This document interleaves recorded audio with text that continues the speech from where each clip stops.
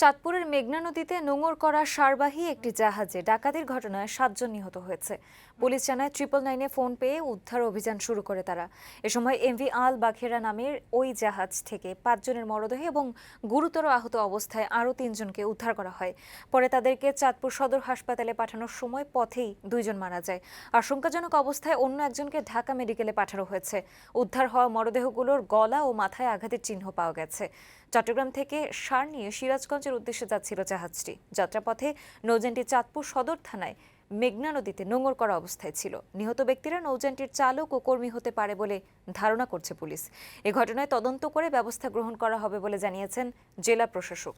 পূর্ব শত্রুতামূলক কোনো বিষয় এখানে জড়িত থাকতে পারে, না হলে এভাবে নৃশংসভাবে এই হত্যাকাণ্ড ঘটানোর কোনো কারণ আছে বলে মনে হচ্ছে না। এখানে 8 জন ছিল। আমরা যে পাশের যে জাহাজ আছে সেই জাহাজের মাস্টারের কাছ থেকে আমরা জেনেছি, এবং যিনি একটু কোনোভাবে জীবিত ছিল সে হাতের ইশারায় বলেছে যে এখানে 8 জন ছিল। তার মধ্যে 7 জন অলরেডি মারা গিয়েছে, একজনকে আমরা ঢাকায় প্রেরণ করেছি।